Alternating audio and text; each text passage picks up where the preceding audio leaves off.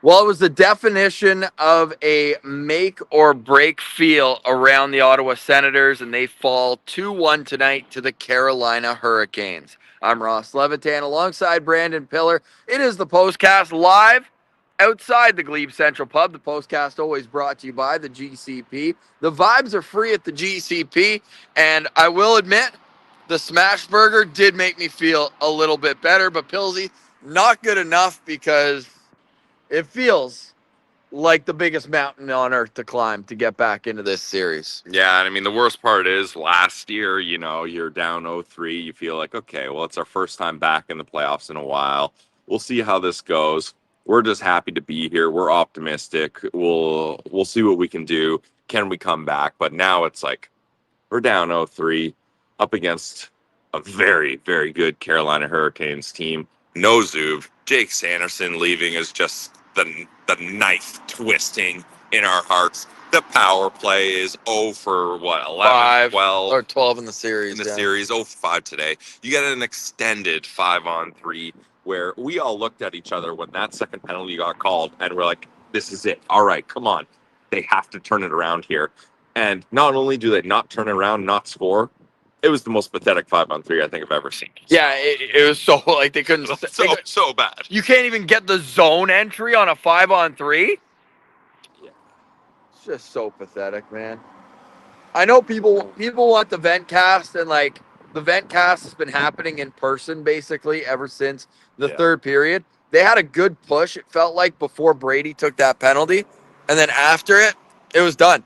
Like, you knew it was bad. And look, at this point, the game's over. There's 1.5 seconds left, but they couldn't even figure out who was going where on the faceoff. Like, they were unorganized on that play. Yeah. It's just a microcosm of what the entire game felt like. And I get it. You do have to give Carolina a ton of credit. Yep. They're playing an incredible game. And I don't even think they're playing at their best. I think that their top line has a lot more to give. Aho, Svechnikov, and Jarvis. Yeah. Other than Aho's goal that was basically a shorty that came right after the penalty expired, they haven't provided any offense. It's the Logan Stankoven, Taylor Hall, and Jackson Blake show this series. And it goes beyond goals. It goes to Taylor Hall's greasy-ass hit on Jake Sanderson that knocked him out of the game. And Travis Green afterwards said it was that hit. The reason he left, he tried to tough it out for another shift, but could not do it. There's going to be a lot of eulogies written if and when the Senators do fall in this series, Pilsy. But, like, oh, man, I'm between being, like, full-on blow it up. This is garbage. I can't believe what I'm seeing. And then the other part of me is like, they lost 2-1 to potentially a Stanley Cup champion without their top pair. Yeah. No Zub, no Sanderson. It's a lot to ask for, but to me, it's the forwards that have been most disappointing, that they haven't been able to get anything going consistently. Yeah, and then you look again, Brady Tkachuk had a great opportunity. And look, breakaway. I like the move that he tried to pull off. Like, I think that was the right play, especially coming in. The angle that he had, he couldn't really get a good shot off, so him trying to move. But just like we've seen time and time again, they're not burying these chances. They're getting them. They're pulling off nice moves, and it's getting them nowhere. Whereas Carolina, I felt tonight they didn't even have that much sustained ozone pressure, but when they did, they were able to capitalize. Like that Stankoven play was a quick one. The second goal, the crowd was going absolutely crazy, buzzing off the energy of Batherson tying it up, finally getting that goal. And then just a demoralizing goal where Carolina scores, where you've got Shabby on the ground and Leah Solmark diving to try to get it. And that just deflated a lot of the air in that building. Well, and I also, side note, why are the fans chanting Freddie? Yeah, I was not happy or a part of that when we're in the defensive zone. Like, lock in. How about a go, Sens, go? And also, like, he's the best goalie in the playoffs right now. We scored one goal. Like, that's, like, we're not getting on top of a guy at that moment. Yeah, I don't think, especially a 37-year-old vet.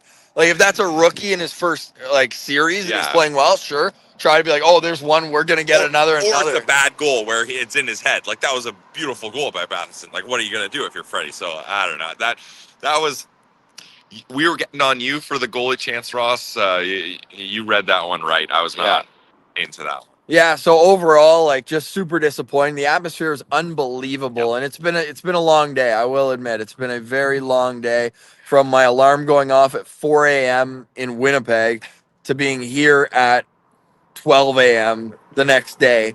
Lots of great conversations outside the barn. The red zone was unbelievable. You had the new intro. They acted like they were gonna play Hell's Bells, and then when it went with Seven Nation I Army, liked it. it was a good It hit. vibe. It did hit. Chris Neal rang the bell. Yeah, with the Radic Bonk too. Yep. And then the Sens got scored on 5 minutes in the game. And that's what we're going to get to, I guess, tomorrow, mostly on Locked On Senators, or today, because you listen to this after midnight. And it's like, you haven't led for a single minute in this series. No. So you can say it's close. But if we get a "we didn't get swept" type comment from Travis Green after this series, I'm going to be rattled. Because you're not going to win games if you don't lead in a game ever. And they haven't. Simple as that. Yeah, I mean, you talked about how the top line for Carolina not producing a lot. Well, Brady, no points. Did Timmy get a secondary assist Nope. on that one? Yeah, so Timmy, still no points. Still helped with the turnover, but Yeah, he was definitely a part of it. I mean, Nick Cousins is the guy that had that great assist on Batherson. Batherson, 2 goals, and then Cousins, the other one. We only have 2 players that have scored goals. We have 3 goals in 3 games. Like, you're not going to get anywhere with that. no, you simply aren't. Oh, you simply aren't. Really, really tough night at the office. We're now 12-1-1 at the CTC. Our first ever regulation loss. Yeah, that hurts. And I would trade this one for one of our wins. I would trade 3 or 4 wins, honestly, to get one here. The amount of effort it took for the Ottawa Senators to get into the playoffs back-to-back years, to then go down 0-3, what a kick in the teeth, man. Yeah, and look, I don't want this to get twisted. We're not getting on the fans. We were a part of it. That building was awesome. The vibes before were great. When the Sens finally scored, that's the loudest I think I've heard that building, except last year when they got the overtime goal in Game 4. Like that, the fans showed up. The fans came to play. Yeah. Fans were dialed in. The organization was dialed in. $5 Molsons before the game. Yep. Everything was coming up. And then it came down. And then it fell. And the fact that their game winner happened just minutes after Ottawa's one boost, one momentum that tied the game, didn't even give them a lead. Yep. I'm disgusted, honestly. And I think the players are going to have a really bad taste in their mouth after this one. And yeah, the power play and comment saying that the fans booed their team. The fans booed the power play. The power play was horrible today. And it has been all series. You can't go 0 for 12 in a playoff series against a favored opponent who won the East and expect you to win the game or the series. It's just not going to happen. Yeah, and it's especially crazy. Like, what was the narrative for the Ottawa Senators pretty much the entire season? No goaltending. The penalty kill's atrocious. Yeah. The penalty kill's been very good. The Linus Ullmark has been amazing. Probably the best we've seen as an Ottawa Senator. And now the power play goes dry. Now the star players can't get it done. It's frustrating. I like Ross. I almost wish they got blown out today, because then it would be like, okay, we don't got it. But when it's a one goal game like that, it gives you the false hope that it was closer than it actually was. And maybe honestly, it's fair to say that it was close. But yeah, but like if you never have a lead, it's only close in a good way for the other team. Like, it's not close in a good way for you. Yeah, we learned this last year. Close only counts in horseshoes, darts, and hand grenades. Sens were close last year in games 2 and 3, and guess what? Doesn't matter. They lose in double overtime and then by 1 goal today, and you don't feel any better about it. It's brutal. Like I said, the only thing that made me feel better, and it was by 3%, was coming into the GCP after the game and hearing Jimmy Buffett playing. It's 5 o'clock somewhere. That did make me feel a little bit better. And so did the Smash Burger. The postcast always brought to you by the Glebe Central Pub. Check them out at 779 Bank Street. Right at the corner here. We're at Bank and 2nd Street. that's where you find the Glebe Central Pub. We walked just down the street just a little bit because the Glebe Central Pub has music pumping, and we didn't think that would be a very good sound for the pod. But we know that the GCP is a great spot. Look, there's even like this dude's rocking a Shabbat jersey right in the window.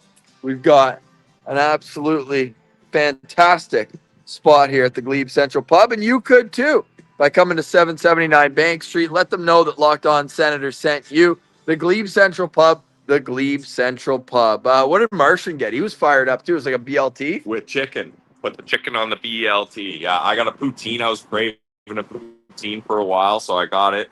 They don't cheap out on the cheese curds on the poutine for the GCP, so we love them here. We love them. Oh, did I leave when that happened? Because we're trying to pull up another ad here. Anyways, all good. Why don't we just give our Sen Central standouts, and we'll do this as kind of a bonus postcast. And with that said, what we're gonna do is recap this game more tomorrow, as you can understand. And I did see the comment saying we gave more effort than the team. I'm not here to question. I'm not here to question effort though, but execution is a different story. And I also like Sen Central standouts to me. It's just all the D again, like having to play the amount of minutes that they have. Spence had a few great defensive plays. And look, Dave, I love your thoughts. And if they can win game 4 and then win in Carolina, then I will start to believe. But I can't bring myself to do that right now. I maybe it's just because we were there. It's unfortunate. And yeah, Chris, of course I still have the football. You like, come on. Of course I still have the football. Pills, use your Sen Central standout in tonight's game. Look, I thought Tyler Clevin had a good game. Yeah. Coming back. We knew what we needed from him, and he finished. I was just looking up the stats here. He had 4 hits, 3 blocks in 18 minutes, 13 seconds. He took Dennis Gilbert out of the lineup. Gilbert was leading this team in hits so far in the series. So you had to bring that physicality. And Clevin wasn't just, I'll finish my check here. I'm pretty sure it was his first shift of the game. Yeah. He puts a guy basically into the Ottawa Senators bench and then gives him a little extra, like lets him know. All of his hits, he was playing a hard physical game. What we expect from Tyler Clevin. I thought he pinched a couple good times.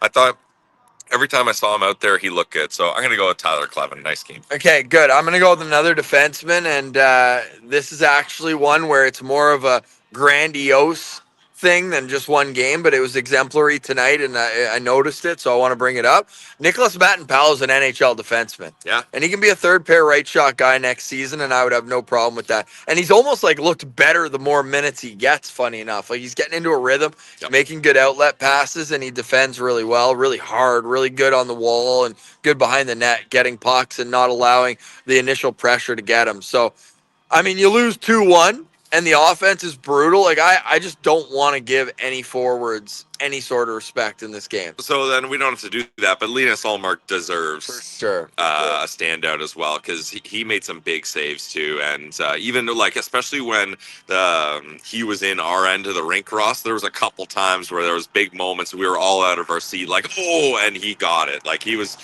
on top of his game yet again. He's played so well. He gave the team a chance to win. And if you had said that going into the series, you'd probably like where you'd be, but it's just not the case for the Ottawa Senators as the offense has completely let them down. They're averaging 1 goal per game in this series. It just is not a recipe for success, and they're going to have to fix that real quick if they want this season to extend past Saturday afternoon when they'll be back in action at the Canadian Tire Center. We're going to regroup with our greater thoughts on tomorrow's episode of Locked On Senators. We'll ask on Twitter tomorrow morning what your overall impression is right now, and we'll get to those comments there. So if you want to have your say, you can head over tomorrow on Twitter at Sen Central. But as I mentioned, long day today, but we still got you the postcast. We still got our thoughts, but unfortunately, my thoughts have been completely emptied and I am gassed. Pillsy, any final thoughts from you? Hey, thanks everybody for waiting. 227 people in the chat. Shout out to everyone we met at the game. Again, the vibes were so high. The fans were ready to experience something good. When that goal happened, it was so loud in there. Just a tough one here, but Series isn't over yet. One game at a time.